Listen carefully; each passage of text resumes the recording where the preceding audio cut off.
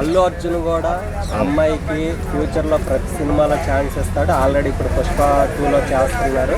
గీత arts లో చేసే ప్రతి సినిమాలో అవకాశం ఇస్తాము అనేది ఒక స్టేట్మెంట్ అయితే ఇప్పుడు బయటకు వచ్చింది. అవునవును, దాన్ని ఎలా చూస్తారు? ఇప్పుడు అల్లు అర్జునే కాదు, చాలామంది కూడా ఒక అసిస్టెంట్ కొరియోగ్రాఫర్గా ఎదుగుతున్నప్పుడు ప్రతి ఒక్కరు కూడా సినిమా అవకాశాలు ఇస్తారు. అలా అని ఇలాంటి కేసుల్లో, ఇలాంటి ఏదైతే అత్యాచార ప్రయత్నాలు చేసిన కేసుల్లో వాళ్ళ ఇన్వాల్వ్మెంట్ అనేది ఉండదు. ఉన్నట్లయితే వాళ్ళకి ఎఫెక్ట్ పడుతుంది. నీ సపోర్ట్ చేస్తున్నావు అంటే నీకు ఆ అమ్మాయికి ఏమన్నా ఉందా అనే పుకార్లు కూడా రావచ్చు. ఆల్రెడీ అల్లు అర్జున్ ఈ మధ్య కాంట్రవర్సీలు ఎక్కువ అంటున్నాడు మన పవన్ కళ్యాణ్ గారిని ఏదో అని. అలాంటప్పుడు ఇలాంటి వాటిల్లో దూరడం ఆయనకి ఇష్టం ఉండదు మ్యాక్సిమం. ఏదో ఈ గాసిప్స్ అని అలా స్ప్రెడ్ అవుతూ ఉంటాయి పుకార్లు. ఈ పుకార్లు ఎప్పుడూ ఉండేయే. కానీ ఒక దరిద్రం ఏమైనా ఉంది అంటే ఇండస్ట్రీలో ఇలాంటి వాళ్ళు ఎంతమంది ఉన్నారా ఈయన చూసిన తర్వాత అనిపిస్తుంది అన్నమాట. ఇంకా వీళ్ళందరూ కూడా ఇలాగే చేస్తారా అంటే ఆడవాళ్ళ పట్ల ఏమాత్రం మర్యాద లేకుండా ప్రవర్తిస్తారా?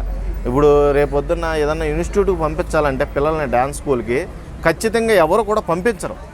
ఎందుకంటే వాళ్ళకి భయం, ఇలాగ పిల్లల్ని పాడు చేస్తున్నారో, శారీరకంగా అత్యాచారాలు చేస్తున్నారో, లైంగికంగా వేధిస్తున్నారో అని తెలిస్తే ఏ ఒక్కరు కూడా ఏ డ్యాన్స్ ఇన్స్టిట్యూట్ కూడా పంపించరు. ఎక్స్పెషల్ ఈ కొరియోగ్రాఫర్ వల్ల, ఈ కాట్రాజ్ వల్ల ఏమవుతుందంటే చిన్న చిన్న కాట్రాజులందరూ కూడా చాలా ఇబ్బంది పడవలసి వస్తుంది. చిన్న చిన్న కొరియోగ్రాఫర్లు వాళ్ళ జీవనోపాధి అదే. ఈయనకంటే పాన్ ఇండియా లెవెల్లో కోట్లు వచ్చి పడిపోతున్నాయి ఇంట్లో, ఈయనకేమీ తెలవకపోవచ్చు.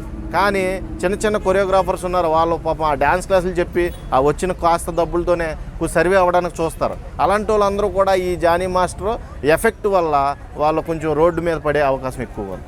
మలయాళంలో క్యాచింగ్ కౌచ్ మీద గవర్నమెంట్ ఒక కమిటీ వేస్తే దానికి 2-3 సంవత్సరాల తర్వాత ఇప్పుడు మొత్తం బయటకు వచ్చిన తర్వాత మోహన్ లాల్ గారు వాళ్ళ వైపు బాగాలేక చెన్నైలో ఉన్నా కూడా అప్పటికప్పుడు కాన్ఫరెన్స్ పెట్టేసి ఈ ఇష్యూ వచ్చింది కాబట్టి ఇప్పటి నుండి అక్కడ ఏదైతే ఒక ఆర్గనైజేషన్ నడుస్తుంది అది అంతా బంద్ చేశారు. నిజం, అది ట్రూ. అది ఒక ఇండస్ట్రీకి పెద్ద తలకాయలు ఉన్నారు చూడు, అలా ఆలోచించే విధానం అలా ఉండాలి.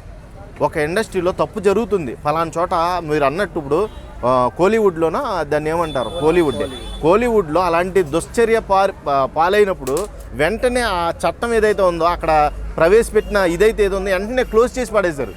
అర్థమైందా? అదే విధంగా చర్యలు తీసుకోవాలి. ఇక్కడ కూడా మా అసోసియేషన్ ఉంది, పెద్ద పెద్ద ఇండస్ట్రీ పెద్దలు ఉన్నారు, వాళ్ళందరూ కూడా వెంటనే యాక్షన్ తీసుకొని ఇలాంటిది అసలు రైటా రాంగ్ అని అది వాళ్ళకి ఈ పాటికే తెలుసు కాబట్టి వెంటనే దాన్ని ఖండించి వెంటనే దాన్ని ఏం చేయాలంటే దాన్ని అక్కడితో క్లోజ్ చేసేయాలి. క్లోజ్ చేసేస్తే ఇండస్ట్రీకి పేరు వస్తుంది.